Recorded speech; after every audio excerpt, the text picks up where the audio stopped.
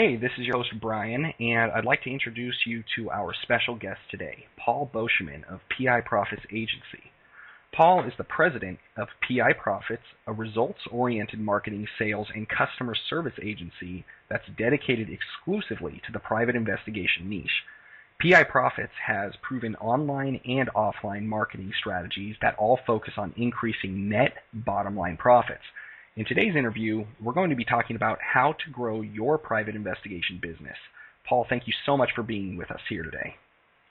Glad to be with you, Brian. Oh, that's great news. I'm glad to have you here.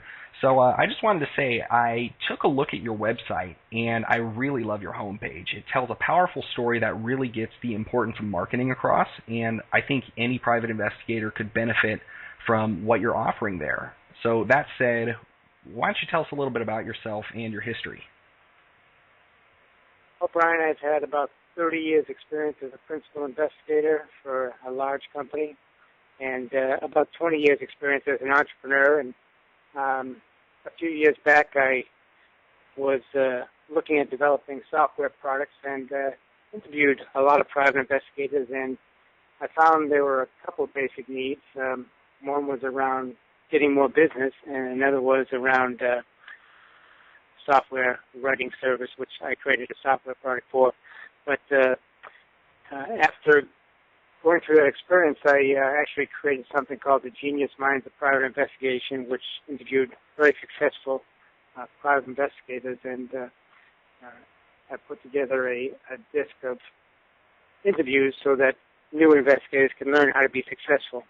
And along with that research, I also put together this marketing business so that I can teach young private investigators and not so young ones how to get more business. With the economy being what it is, this is an area where a lot of private investigators have been struggling.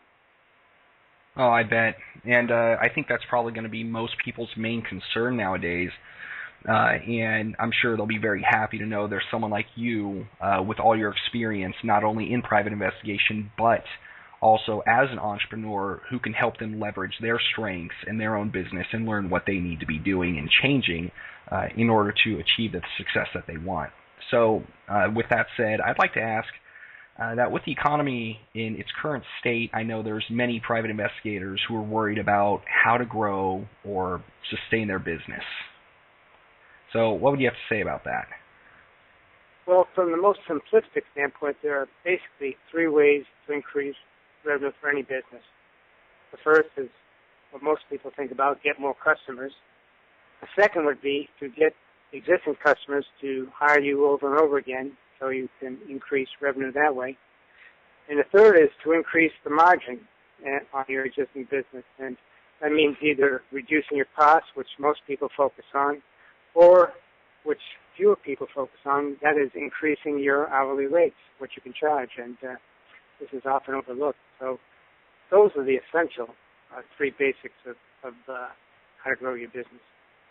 I see. So probably it seems that what a lot of people are doing, a lot of private investigators, it's they think that what they need to do in order to get more customers, I guess I could say to keep their business alive, is they think, oh, I have to lower my prices in order to compete.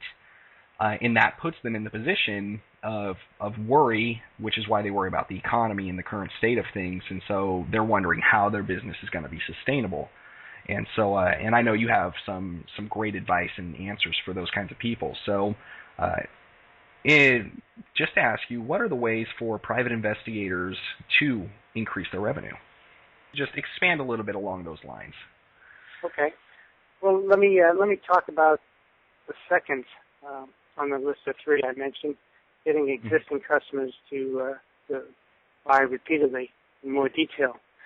First of all, you have to deliver great results to your clients if you want them to hire you again.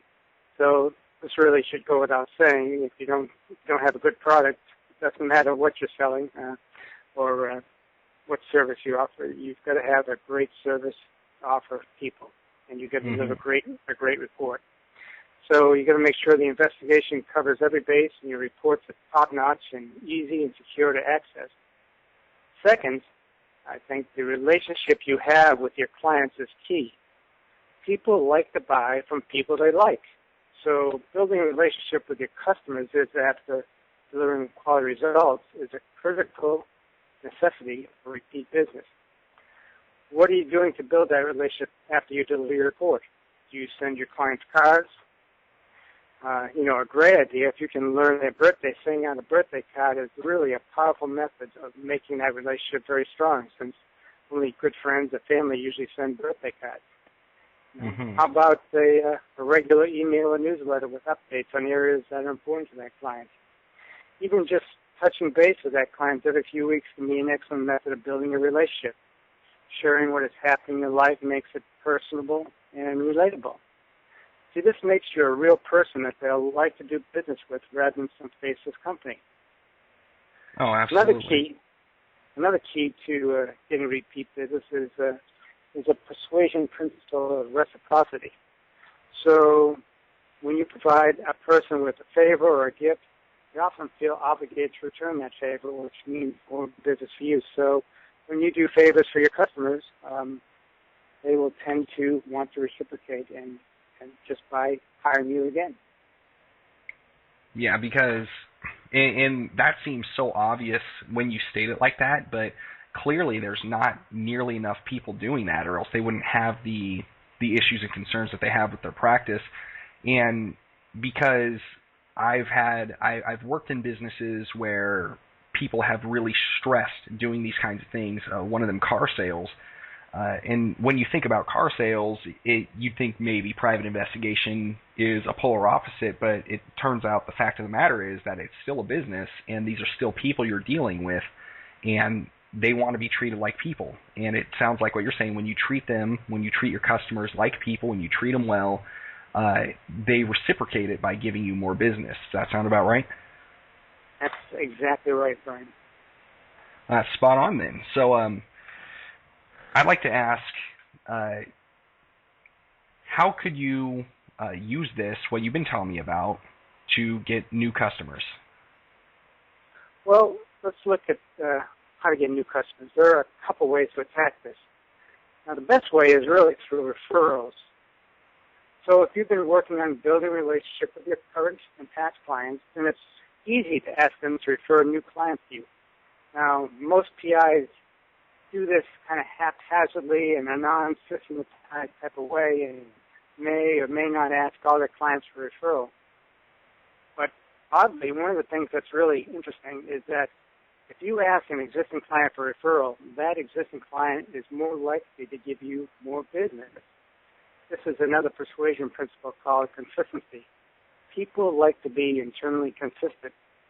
So if you tell someone else how great your service is, they must, in order to be internally congruent, go back to you when they need to hire a PI again. So this kind of goes back to the first thing I talked about, getting existing customers to hire again, but just asking them to give you a referral increases that, but it also, of course, helps build your business as you get referrals, you get new customers, and people like to hire someone that is referred by a friend rather than going with someone they don't know, because when you are hired by a referral, when you hire somebody based on a referral from a friend, you feel like that friend's putting an endorsement on that company. So that's a real powerful way of getting new business, and a lot of very, very successful PIs I talk to have used referrals as almost solely the way they built the business. Now, after referrals, another way of getting new business is advertising. Of course, there's the traditional way of advertising, like Yellow Pages and radio or papers. With the Internet, there are inexpensive alternatives to that traditional advertising with sites like Craigslist or Backpage. Now, one of the mistakes I see PIs make when they use Yellow Pages is they do not use unique copywriting headlines and body copy in these ads. For example, just go to the Yellow Pages section and cover up the name of the investigation agency and look to see if you can differentiate between any two agencies. I see what you mean. You can't tell a difference. So when you put an ad in the Yellow Pages, you have to think, what is my unique selling proposition that I have that will make me stand out? and you need to be able to write a headline that will draw people to your agency ahead of the others. There's a whole art of creating headlines and body copy. And if you're not familiar with that, I suggest you hire someone to do that. It's really important, because if you're not going to stand out, spending money on Yellow Pages is really a waste of money. And it goes further. If you go into higher cost media like radio, you definitely need to know about writing excellent copy, because every word is precious. Oh, absolutely. And just so to go back just on what you said, for example, the customer testimonials, I believe, and it's been my experience, that people telling their friends, telling other people about your business is the most powerful advertising that you can get. It might not be the very fastest, but it instantly turns what would be called a cold lead into a warm lead. And I'm sure you've experienced it as well, and so have I, that if I ask a friend for a suggestion, even simple things, it could be where to eat, where to shop for one particular item or just a handful of them, and they give me their advice because of what they've done, then I'm much more prone to go do that. But then I also realize that this can't be achieved without what you initially said was providing a very, very exceptional service. Because if you're generic, if you have nothing setting you apart, if there's nothing special about you, or at least nothing exceptional that makes the customer feel that they've got either their money's worth or more than their money's worth, then there's nothing really internally driving them to help you out other than you simply asking them to refer you. And even then, I feel it's far less likely that they'll do that simply because they don't feel you delivered an exceptional service. But that's just my take on what you were saying. Would you say that's been accurate in your experience? Yeah, these are actually persuasion techniques, and I'll talk a little bit more about that at the end. But there's a lot been written on the science of persuasion, and referrals. When you get a referral, there's a couple of different things. One is consistency and commitment, is our persuasion technique. The other is likability. So if your friend tells you something, you're friendly with your friend by definition. And since people like to do business with friends, as I mentioned earlier, that factors in greatly into their decision as to who to buy from, who to hire. Oh, absolutely. And I can definitely see where you're coming from with that. There doesn't really need to be too much said on that about friends referring friends, but I believe that most people don't think about it because they get caught up in advertising. They get so caught up in how to get new leads, how to get more people, how to get more customers, that they don't realize that they have a source all along, and part of the way to expand that source is to simply be exceptional at what you do and provide a great service, and those people are going to be much more willing to bring you more customers. I have known business owners, I'm related to several business owners who've used just this tactic alone by providing an exceptional service, that they've greatly expanded their business, even while others in the exact same business have fallen by the wayside and have gone under just left and right while theirs is growing and expanding. So I would like to ask, you did mention advertising on the internet, and you did mention the Yellow Pages. Well, I know you mentioned the Yellow Pages, that there was nothing differentiating each business from another. If you covered up the business name, it all just looked identical. And there has to be a unique selling point that sets you apart to entice customers to go with your business over what would be viewed as competition.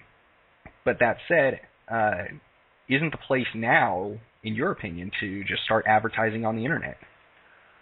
Well, the internet certainly has changed the game, and if you don't have a basic website, you're really nobody in the business world today.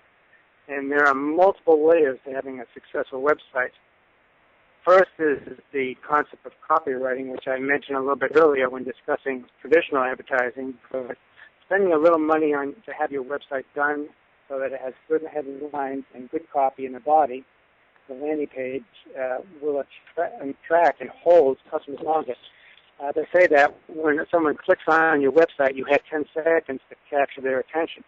So if you don't have a good headline and a good body copy, it doesn't matter if you write down 30 services that you provide.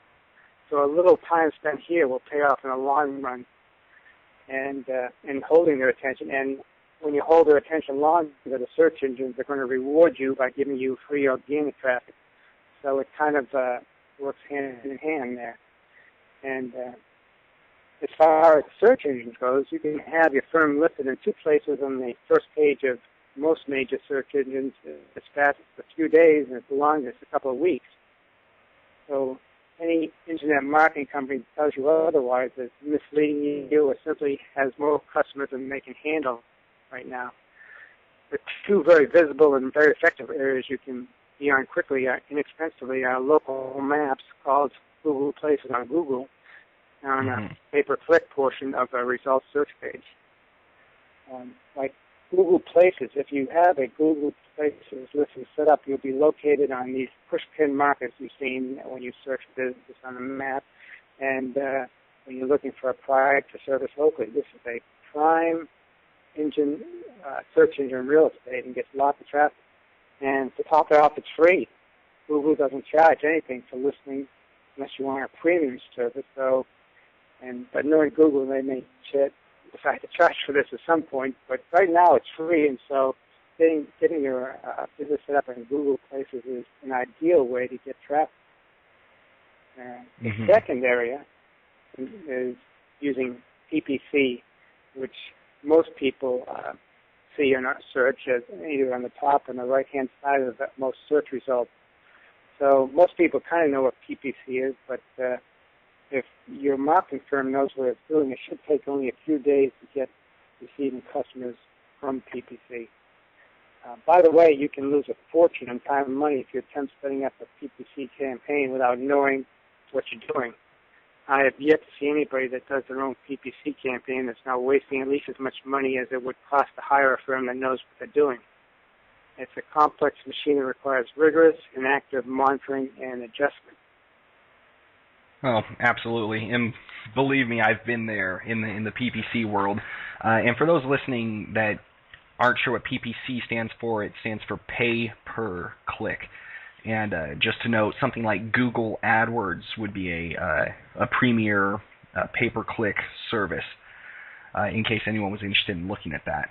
However, but yes, like you said, if you don't know what you're doing, you can really lose a lot of money doing pay-per-click because you're advertising on keywords to try to attract leads. But then, like you did say, it also has to go into your the page they're landing on, which in this case would likely be your website. And if you don't have something to entice them, like your headline, your body copy, any of that, then they're not going to stick around. You only have 10 seconds, as you said, to really grab their attention. And if you don't, if they're looking for a private investigator in their area and they click on your page and they don't think they're going to find what they want, especially if they click on a pay-per-click campaign that you've set up, then not only have you paid for them to go onto your website, but you lost them as well. So that's how a lot of people can definitely lose money doing it. So if someone doesn't know what they're doing in pay-per-click, then yes, definitely, they should find an adequate firm who can really help them out. And it can be addictive, pay-per-click can, because if you do it right, you can get so many leads, qualified customers and prospects for pennies on the dollar comparatively.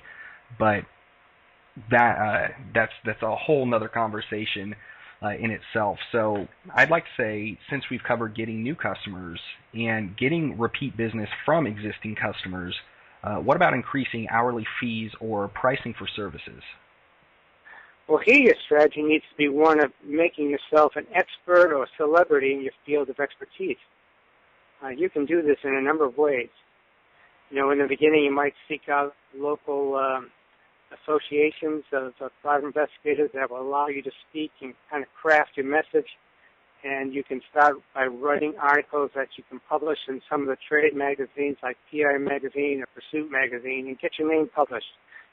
Even writing articles for publication and syndication on the web will put your name up in the search engines. a lot of times I'm looking for a PI, and you type in the name, and it's on page 60 or something. So just putting your name out there by writing simple articles and publishing them really can help you out. There's also a service called HARO, H-A-R-O, HARO. It means Help a Reporter Out.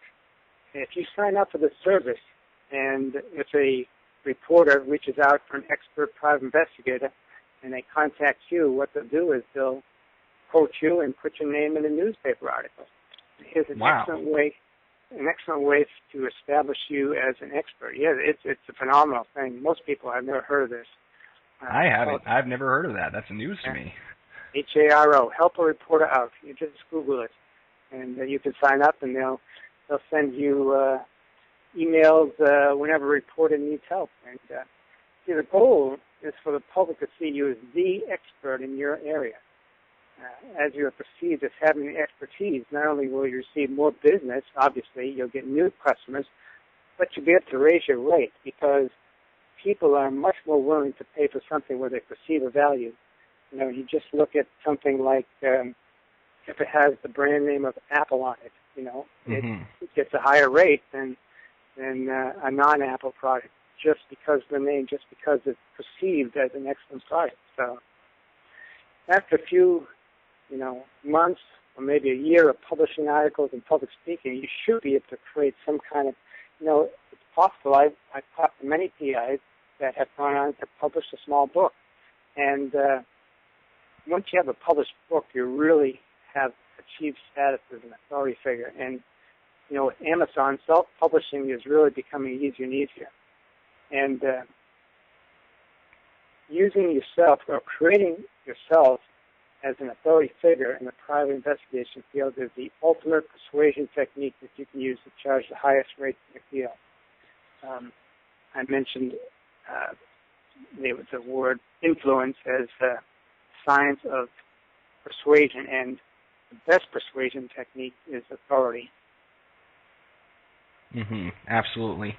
And I find that to be true in everything that I do as well. You can go and you can find somebody who, say, does personal development, and they'll charge nothing and then you go to an expert like Tony Robbins, and he charges, could anywhere $400 to $700 a seat at one of his seminars, and it's simply because he knows what he's talking about, and because he's perceived as an authority in his field.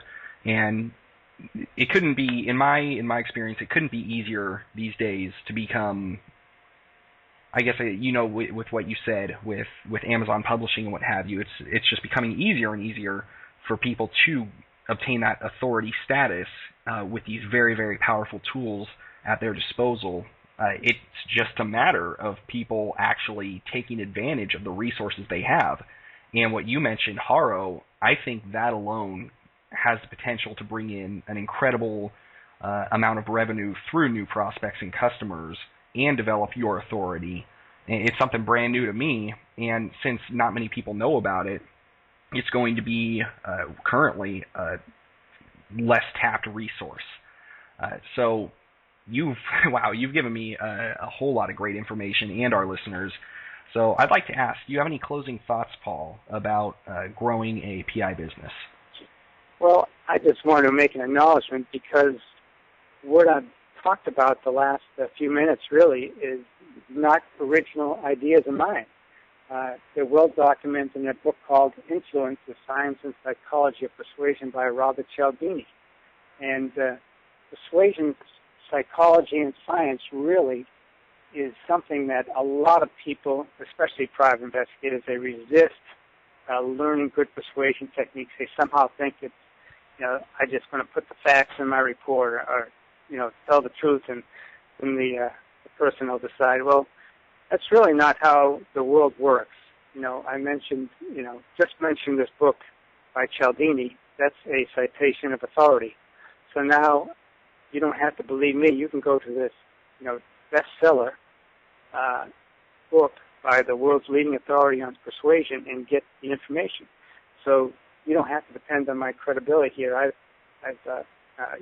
cited an authority figure, and when you get yourself quoted in the newspaper because, a reporter interviewed you.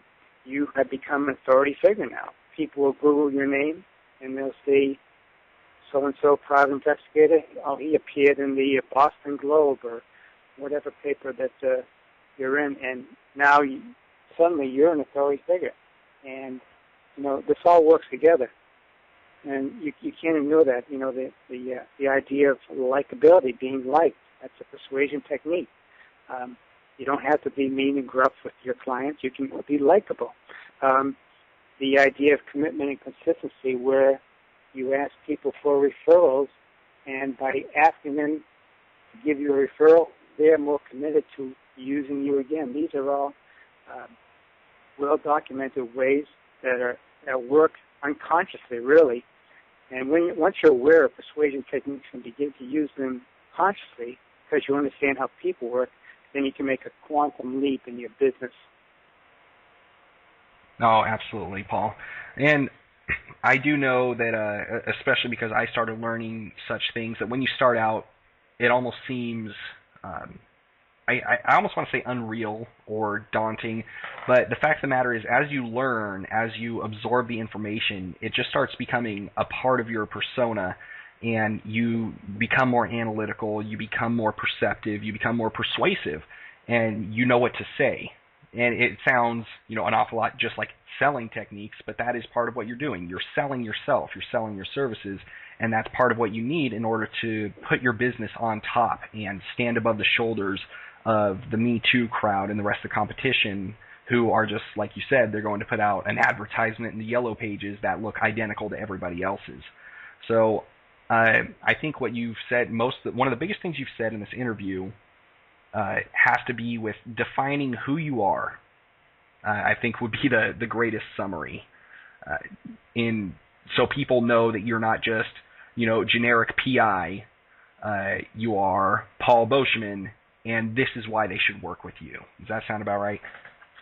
Yeah, defining who you are, creating this sense that you are an expert in the field, working with your clients.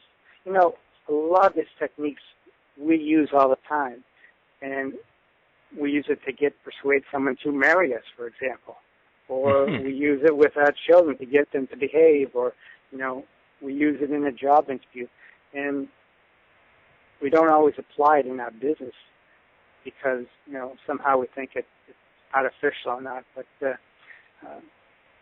I think you summarized it well. Really, making yourself a larger-than-life figure is probably the top goal, and being likable.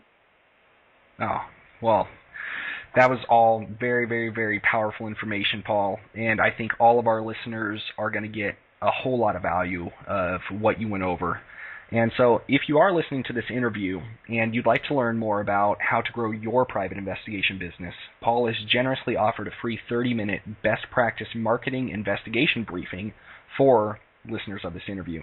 So in this briefing, Paul will help you identify what might be the biggest holes in your marketing strategy, as well as the biggest opportunities for additional profit in your PI business. So keep in mind that spots are limited and will be made available on a first-come, first-served basis. And if you're interested or even just curious to learn more, then sign up for one of these spots and reserve a free one-on-one marketing briefing, a call with Paul at no cost to you. All you need to do is go to easypiprofits.com. Once again, that's easypi, as in private investigator, profits, all one word, .com. This has been an exceptional interview, Paul, and thank you so much again for being with us. Glad to be here, Brian. Good talk. All right, Paul. Well, you take care, and you have a wonderful day. You too.